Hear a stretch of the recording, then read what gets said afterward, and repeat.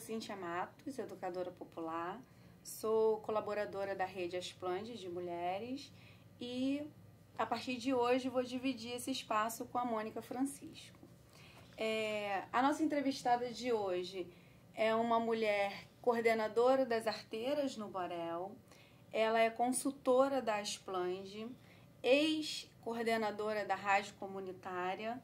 Essa mulher tem 1000 facetas, né? Hoje também ela é assessora parlamentar da Marielle Franco, nossa vereadora aqui do Rio de Janeiro. E hoje a gente vai começar a nossa conversa com a Mônica Francisco. Surpresa! Mônica, um desafio para mim, né? Dividir esse espaço com você. E a gente gostaria de começar esse programa, como é de praxe, dizendo quem é Mônica Francisco. Então, Cíntia, não, o prazer é todo meu. Acho que, assim, foi a melhor pessoa, né, para estar, pela pessoa que você é. Lembrando que a gente fez uma entrevista bacana, né, que vai ao ar daqui a pouco com a Cíntia Matos, essa educadora, enfim. Bom, Mônica Francisco é uma mulher oriunda de uma favela do Rio de Janeiro, uma das mais antigas favelas do Rio de Janeiro, uma favela que a sua ocupação data da década de 1930 e que tem uma história, né, de luta política e luta capitaneada pelos trabalhadores.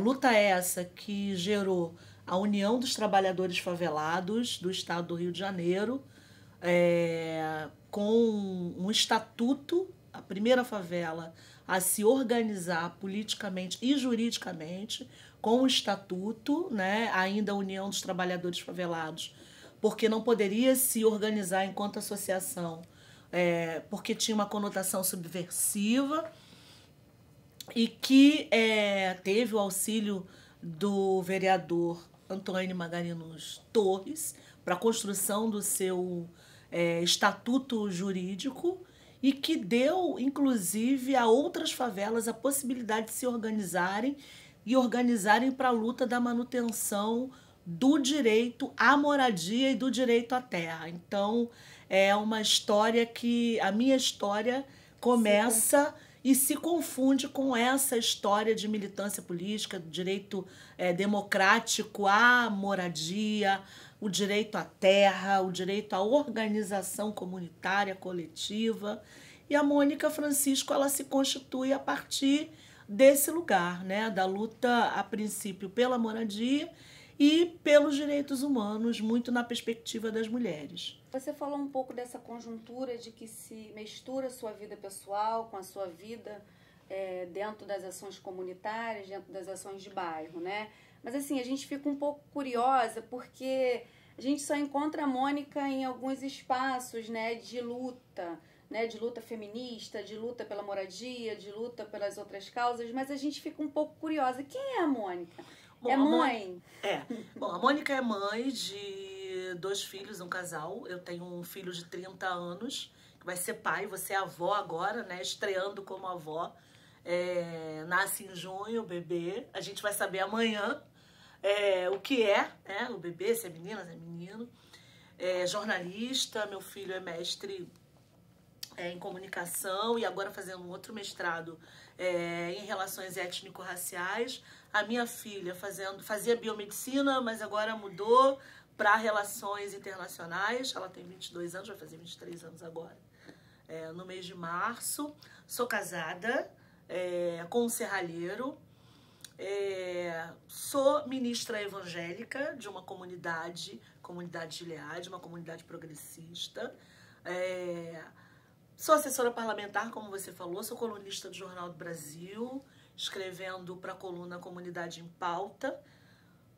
Atualmente, né, enfim, também pesquisadora do Laboratório Territorial de Manguinhos, ligado à Fiocruz, trabalhando com pesquisa e vigilância em saúde e educação popular. Mônica, nós que somos oriundas, né, de favela, de comunidade, de lugares onde o poder público dificilmente tem uma atuação grande, né, com essa atual conjuntura do país que a gente está vivendo, qual é o seu sonho para o Brasil? São vários sonhos dentro de um grande sonho.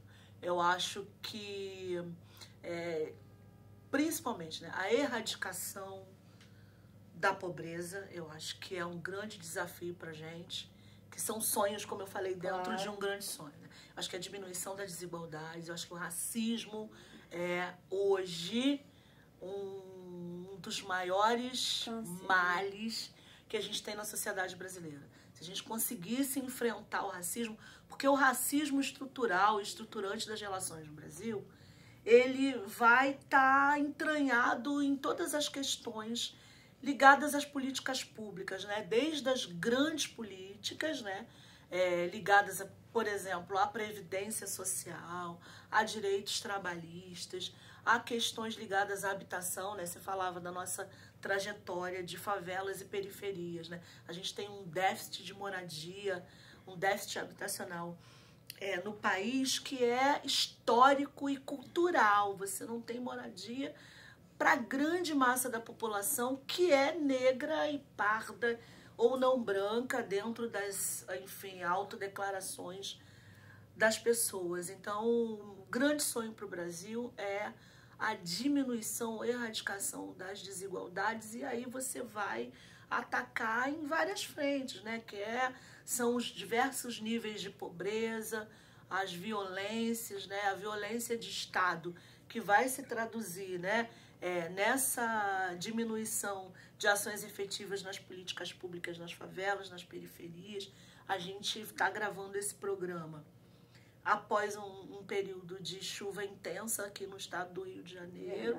A cidade do Rio de Janeiro sofreu tremendamente e a gente percebe que quem vai ser mais afetado, né, com as consequências disso tudo são os mais pobres, são as mais pobres, e aí as mulheres negras e pobres são as que vão sofrer. E aí quando eu afirmo, né, mais uma vez, que o racismo ele é estruturante de todas essas relações, a gente vai perceber, por exemplo, né, no aumento da morte das mulheres negras, né? Você tem já quase que naturalizado a morte dos jovens negros pobres, né? Um jovem negro pobre hoje que viva, né, nas periferias, não só os que vivem nas periferias, a gente tem vários exemplos disso, mas eles têm 4 vezes mais chances de serem assassinados por armas de fogo em diversas circunstâncias.